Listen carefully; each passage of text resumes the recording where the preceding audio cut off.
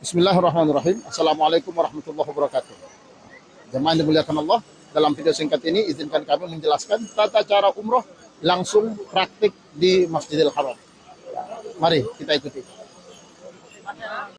Jemaah yang dimuliakan Allah, disunnahkan bagi seseorang yang hendak melaksanakan umroh agar mandi bersih terlebih dahulu sebagaimana mandi junub, kemudian mencukur bulu dan menggunting kuku, kemudian menggunakan pakaian ihram dan menuju miqat, memulai niat di miqat dengan membaca lafaz niat yaitu labbaik Allahumma umratan atau labbaik umratan. Ketika seseorang telah berniat, maka beradalah dia dalam keadaan ihram dan menjaga diri dari segala perkara yang dilarang bagi seseorang yang dalam keadaan berihram.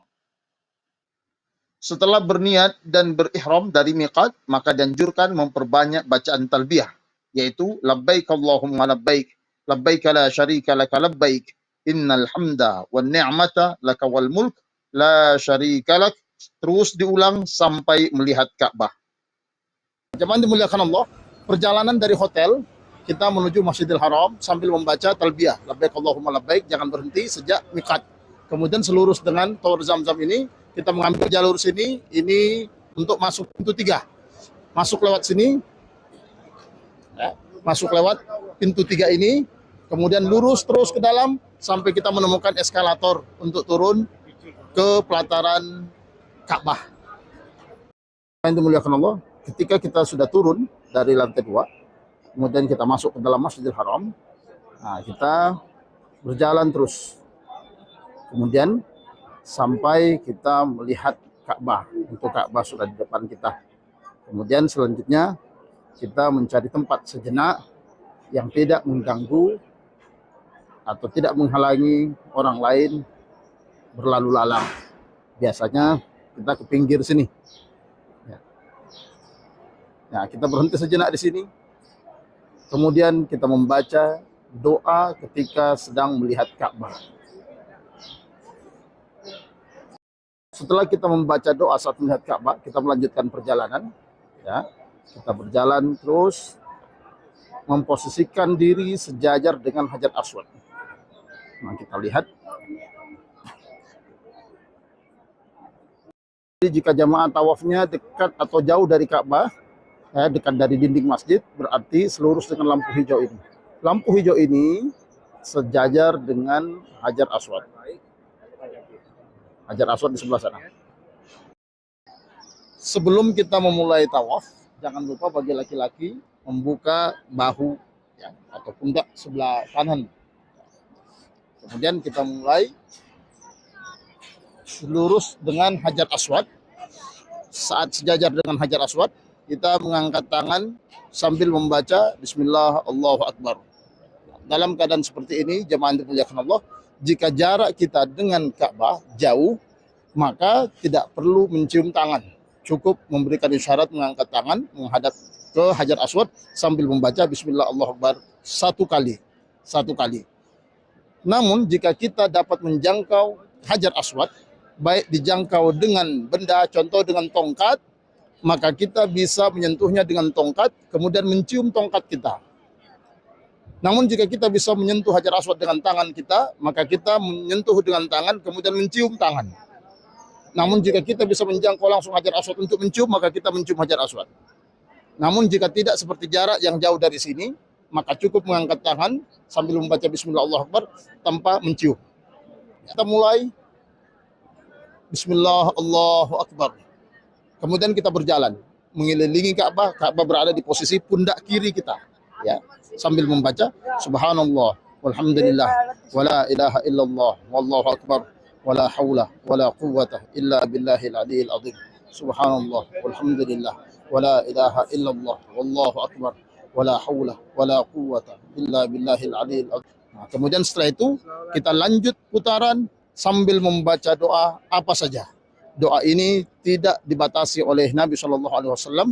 Jadi Bapak Ibu boleh berdoa dengan doa apa saja, terus mengelilingi Ka'bah sampai di rukun Yamani. Di mana rukun Yamani? Mari kita saksikan dulu. Nah, jemaah yang dimuliakan Allah, jadi ketika kita membaca doa bebas tadi sampai ke rukun Yamani. Tanda rukun Yamani di pinggir sisi sudut ini ada warna kuning emas. Nah, itu berarti tanda rukun Yamani. Di sudut lainnya tidak ada.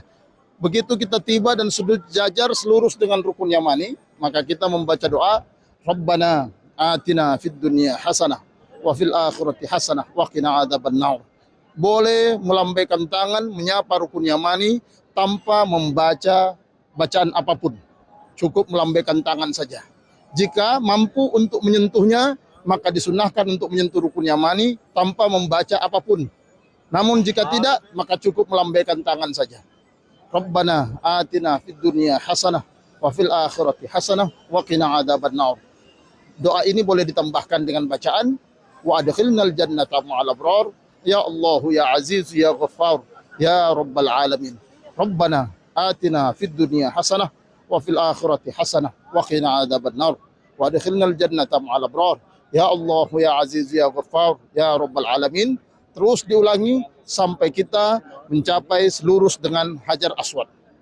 Dan ketika kita sejajar dengan Hajar Aswad, maka kita kembali mengangkat tangan sambil membaca seperti di awal kita memulai tawaf.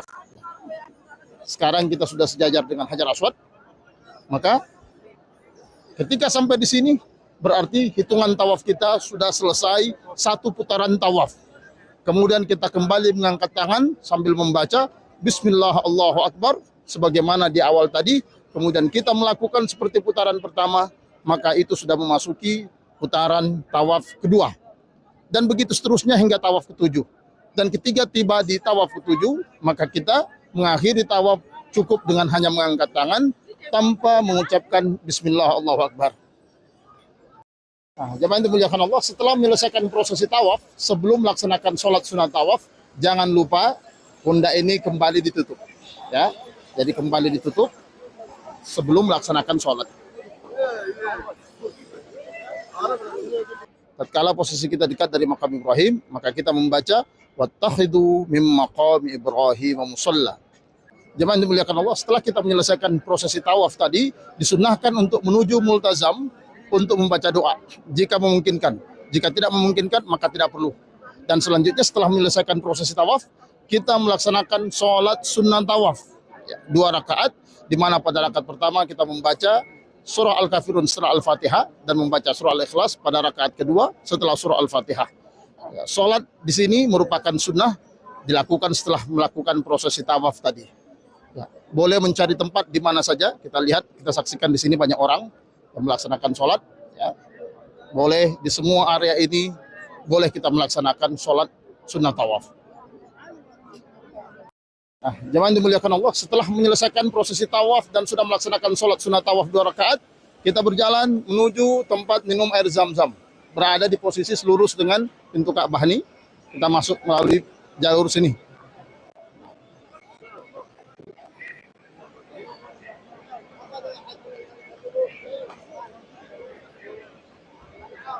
Ingat, pada saat telah menyelesaikan prosesi tawaf dan sholat sunnah, kita masih dalam posisi ihram. Maka perlu berhati-hati, tetap harus menjaga pandangan, menjaga pikiran, menjaga lisan, dan menjaga hati. Baik, ini tempat meminum air Zam-Zam. Dari sana sampai sana, semuanya tempat minum air Zam-Zam. Kita minum sejenak.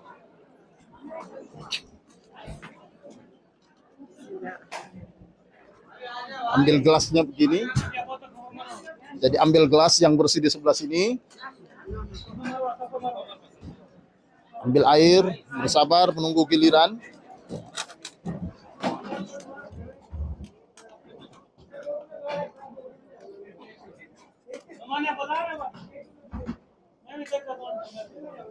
Nah, setelah kita dapat air, kita menghadap kiblat.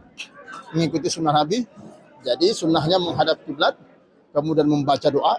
Di antara doa Nabi, Allahumma inni as'aluka ilman nafi'a wa rizqan thayyiba wa amalan mutaqabbala wa shifaan min kulli da'.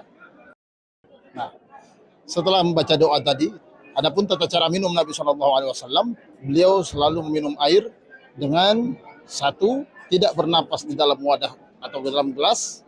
Yang kedua, meminum dalam jumlah 3 tegukan, kemudian beliau melepaskan sambil membaca Alhamdulillah. Kemudian membaca basmalah setiap kali hendak meminum. Contoh, Bismillahirrahmanirrahim. Alhamdulillah. Bismillah. Alhamdulillah. Bismillah.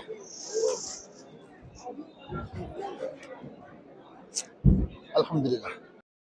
Perlu kami ingatkan bahwa ketika selesai melaksanakan tawaf, sholat, kemudian saat minum air zam-zam, usahakan jangan minum terlalu banyak, ya, sebab kita akan melanjutkan prosesi sa'i.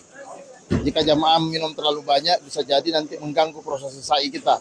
Meskipun sa'i boleh dalam keadaan tidak wudu, tetapi jika jamaah hendak buang air kecil, jarak dari tempat sa'i untuk ke kamar kecil itu jaraknya jauh dan akan menghambat jamaah yang lain. Jadi minum secukupnya. Nanti setelah selesai semua prosesi umroh, jamaah boleh membawa air zam-zam sebanyak-banyaknya dan minum sepuas-puasnya.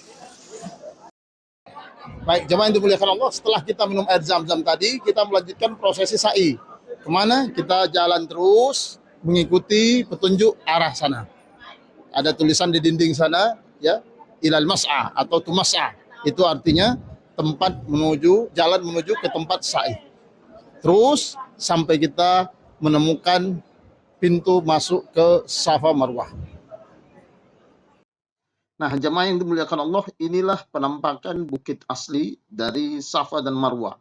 Ya, ini batu asli yang masih tersisa, selebihnya telah mengalami perluasan dari Masjidil Haram.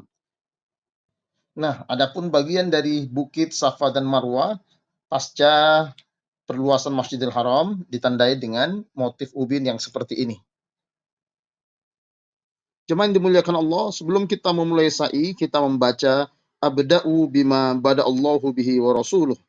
Kemudian kita menaiki bukit Safa sambil membaca inna safa wal marwata min sya'airillah faman hajjal baita aw i'tamara fala junaha alaihi ay yattawwafa bihima wa man tatawwa'a khairan fa innallaha syakirun alim.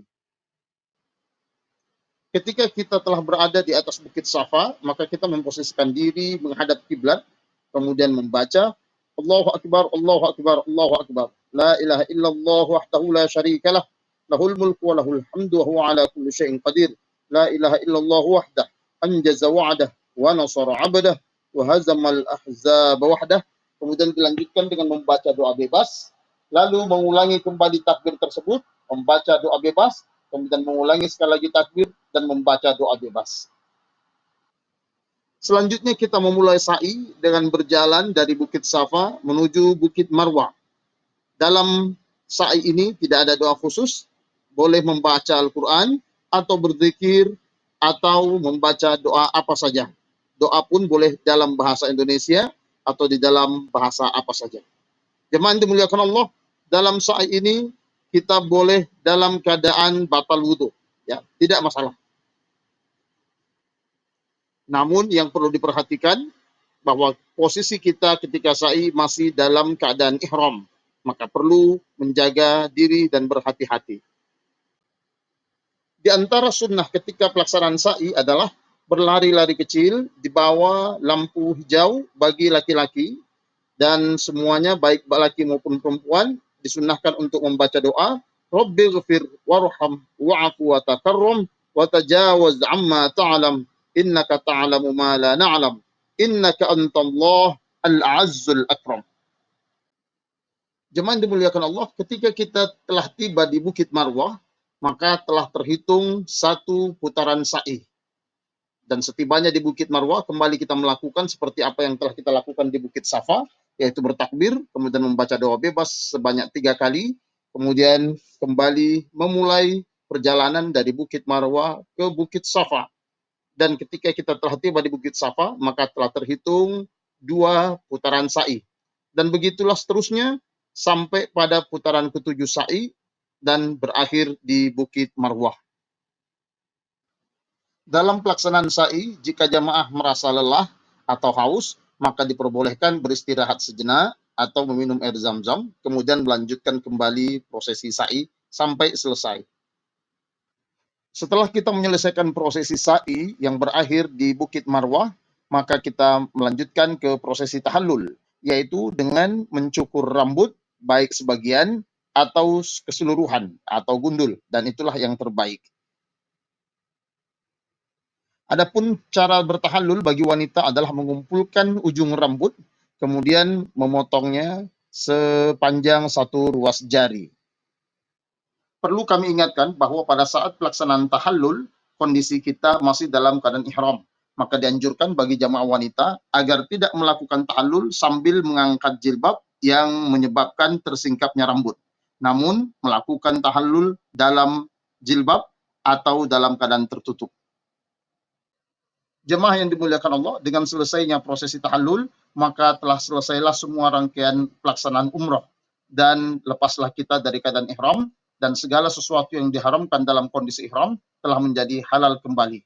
Dan semoga Allah mengampuni semua dosa kita dan menerima semua amal ibadah kita. Amin. Allahumma amin. Jemaah yang dimuliakan Allah, demikian tadi tata cara pelaksanaan umroh langsung praktik dari Masjidil Haram. Ya, semoga Allah Subhanahu wa taala mengundang kita, memberikan kita kesempatan terbaik bersama anggota keluarga kita berada di Masjidil Haram, menikmati doa dan ibadah di masjid ini. Jemaah dimuliakan Allah, jangan lupa umroh, haji, ingat, fi amanillah. Wassalamualaikum warahmatullahi wabarakatuh.